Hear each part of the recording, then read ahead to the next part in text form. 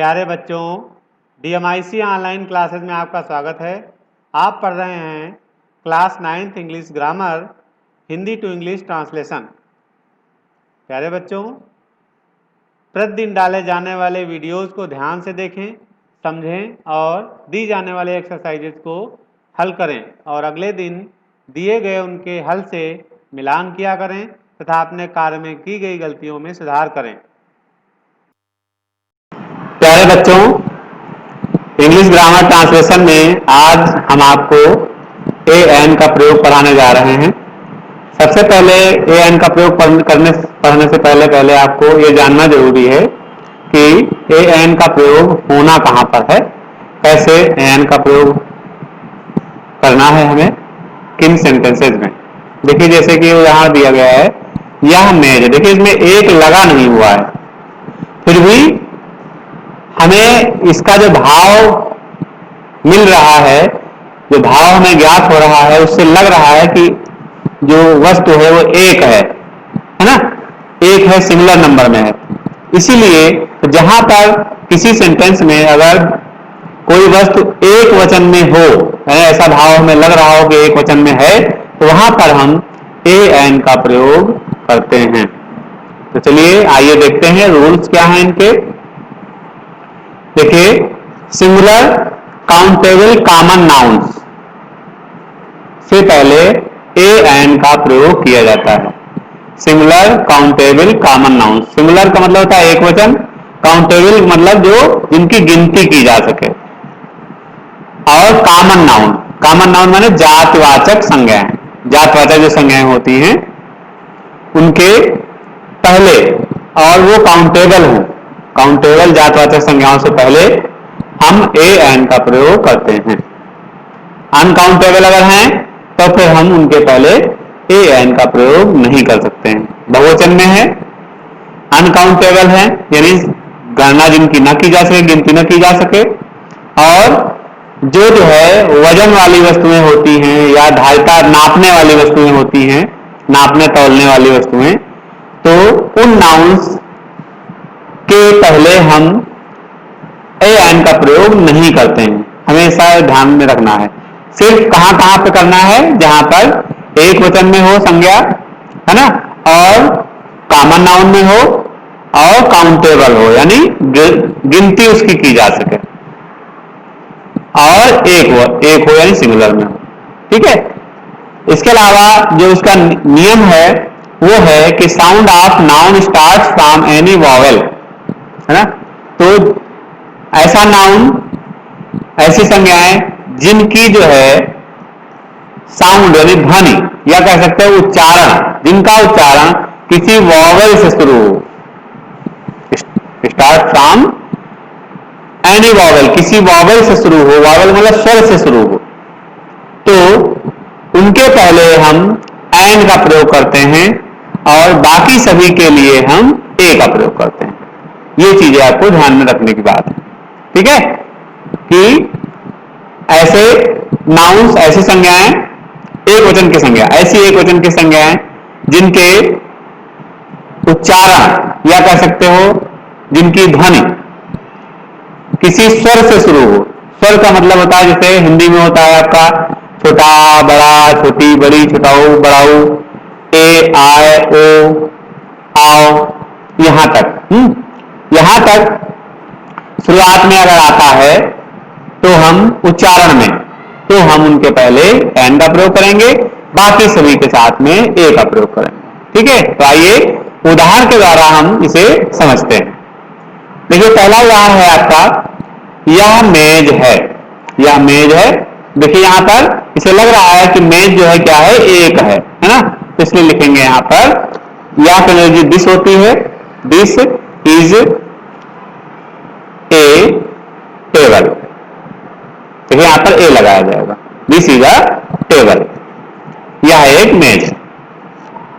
दूसरा सेंटेंस है, यह एक अंडा है। देखिए यहां पर ऐसे इसमें भी लग रहा है कि एक है ना, तो लिखेंगे दिस इज, और अंडा, अंडा की होती है एग, और एग को अगर हम हिंदी में देखें तो ए से शुरू हो रहा है, एग, ए, तो ए एक स्वर है और इसलिए इससे पहले हम एन का प्रयोग करेंगे, an egg, this is an egg, इस तरह से एन का प्रयोग करेंगे।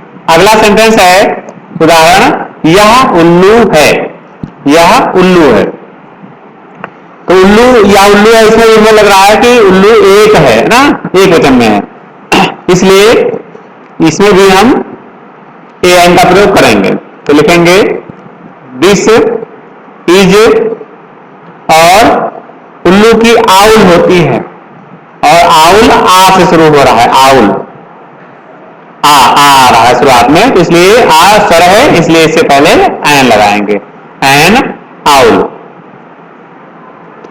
देखिए शुरुआत में इनमें हो सकता है स्वर हो और हो सकता है स्वर ना हो, है ना, इंग्लिश में वावल हो ना हो, लेकिन जो उच्चारण होना है, उच्चारण में वावल होना चाहिए, वावल है तभी एन का प्रयोग करेंगे।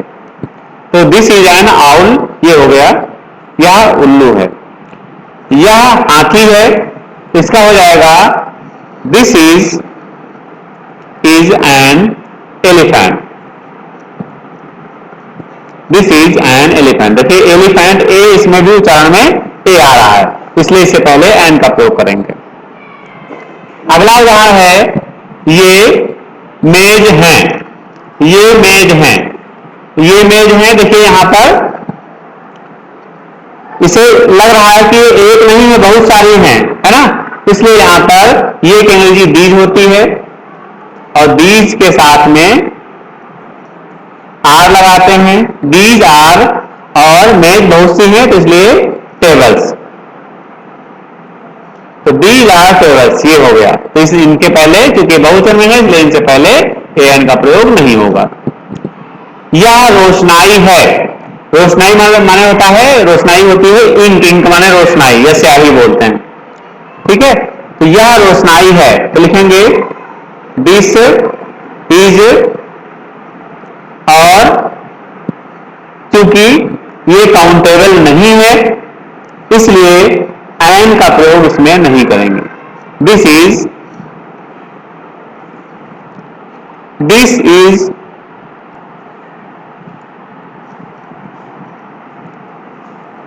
इंक, दिस इज इंक, ये रोशनाई है या स्याही है।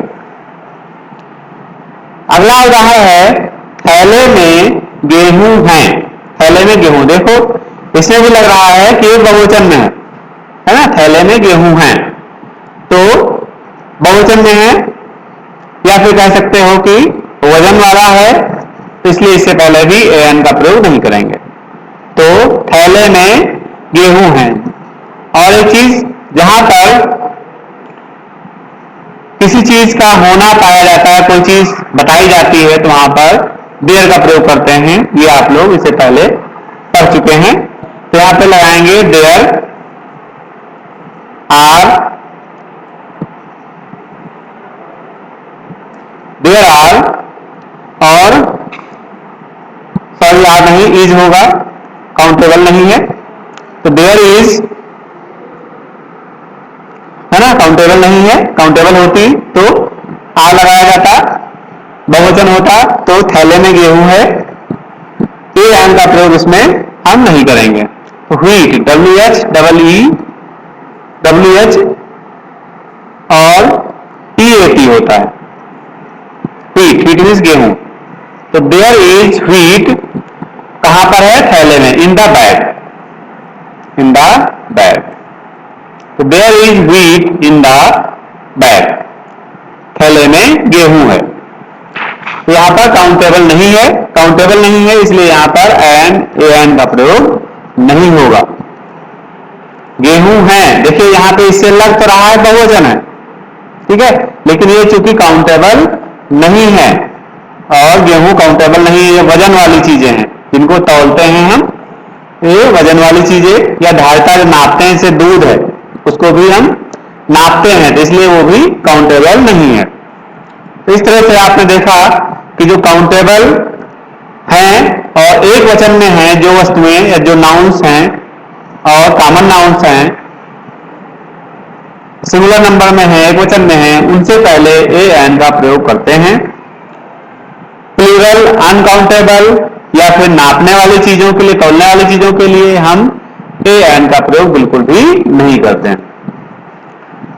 अब एंड का प्रयोग उस जगह पे करते हैं जिनका उच्चारण, जिन शब्दों का उच्चारण किसी वावल से यानी स्वर से शुरू होता है, उच्चारण यानी ध्वनि शुरू होती है, उनसे पहले हम एंड का प्रयोग,